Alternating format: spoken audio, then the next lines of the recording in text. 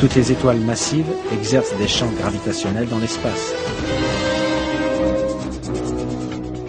Un trou noir augmente sans cesse sa densité et donc son attraction gravitationnelle, en attirant toutes les choses qui passent près de lui. En un sens, cela ressemble à un trou dans l'espace dans lequel tout ce qui se trouve aux alentours est attiré.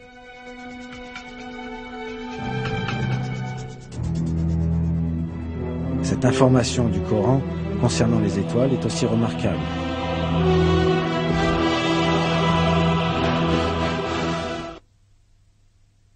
Par le ciel et par le tariq, qui te dira ce qu'est le tariq?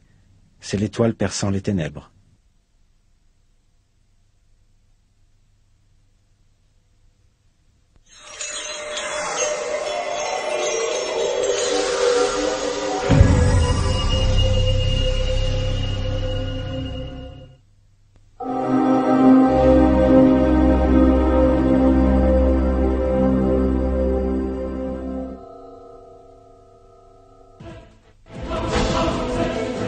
L'électricité.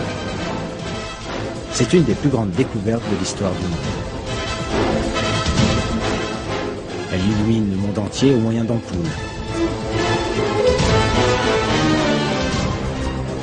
En fait, cette grande découverte était notée dans les versets du Coran il y a 14 siècles de cela.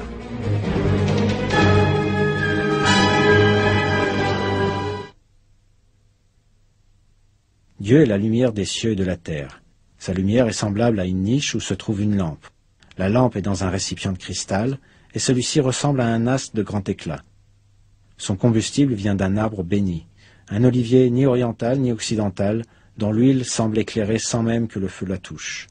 Lumière sur lumière. Dieu guide vers sa lumière qui il veut. Dieu propose aux hommes des paraboles, et Dieu est omniscient.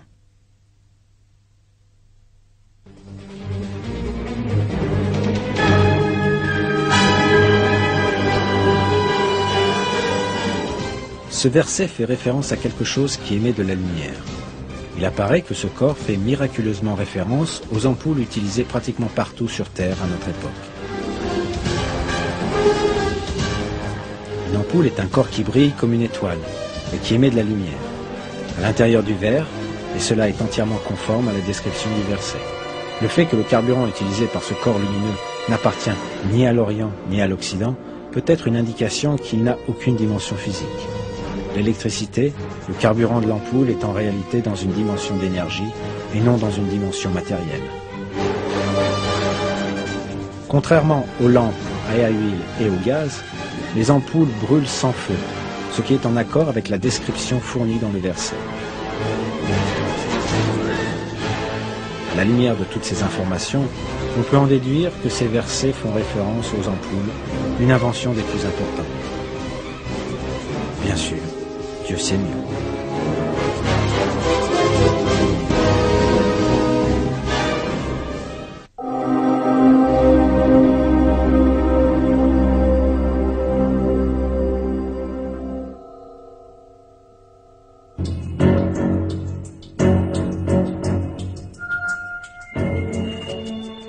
Dans un verset du Coran, la caractéristique de fécondation des vents ainsi que la formation conséquente de pluie sont mentionnés ainsi. Et nous envoyons les vents fécondants, et nous faisons alors descendre du ciel une eau dont nous vous abreuvons, et que vous n'êtes pas en mesure de conserver. Ce fait indiqué dans ce verset n'était sûrement pas connu avant le début du XXe siècle. Jusqu'alors, la seule relation connue entre le vent et la pluie était que c'était le vent qui dirigeait les nuages. Mais les découvertes météorologiques modernes ont démontré le rôle fécondant du vent dans la formation de la pluie.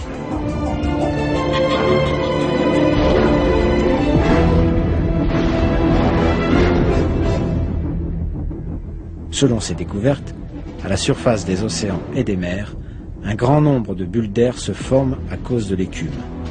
Au moment où ces bulles éclatent, des milliers de particules minuscules, avec un diamètre d'1 millième de millimètre, sont expulsées dans l'air.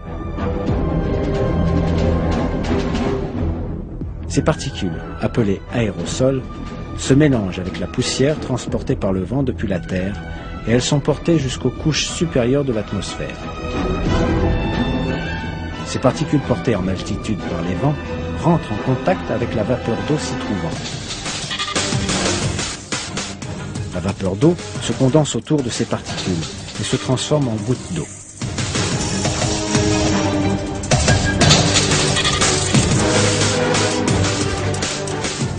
Ces gouttes d'eau se rassemblent et forment des nuages. Et ensuite, elles tombent sur Terre sous forme de pluie. Pour résumer, la formation de pluie survient quand les vents fécondent les nuages avec les aérosols, de la même manière que ce qui a été révélé dans le Coran, à une époque où les hommes ne connaissaient pratiquement rien des phénomènes naturels.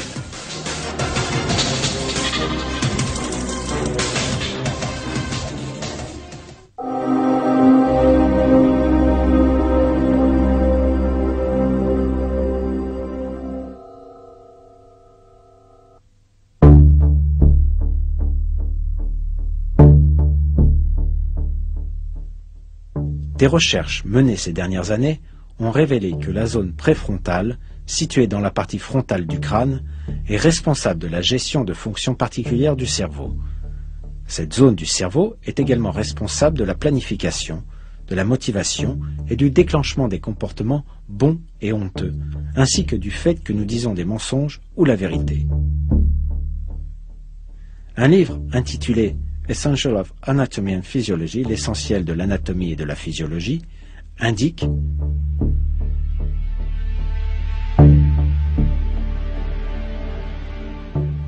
en relation avec son implication dans la motivation, on pense que la zone préfrontale est aussi le centre fonctionnel pour les agressions.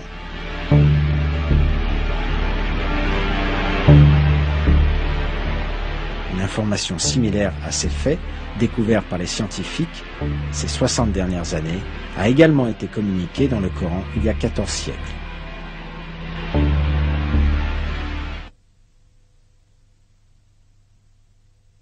Mais non, s'il ne cesse pas, nous le saisirons certes par le toupet d'un menteur, d'un pécheur.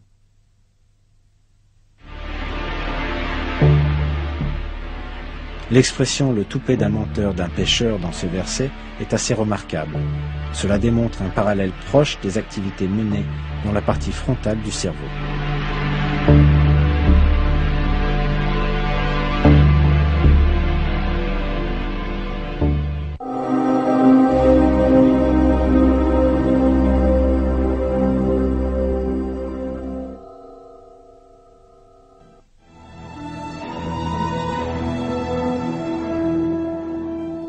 Qu'est-ce qui détermine le sexe d'un enfant à naître?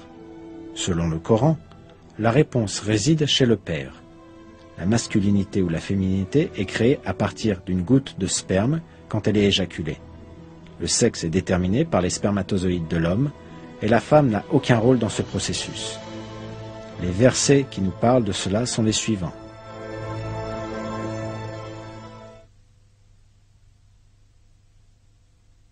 C'est lui qui a créé les deux éléments de couple, le mâle et la femelle, d'une goutte de sperme quand elle est éjaculée.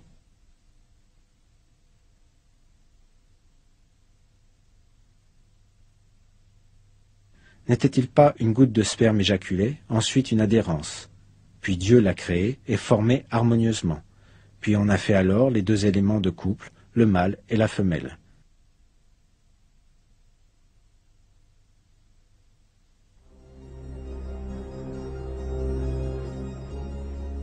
Les disciplines en développement de la génétique et de la biologie moléculaire ont validé scientifiquement la précision de cette information donnée dans le Coran.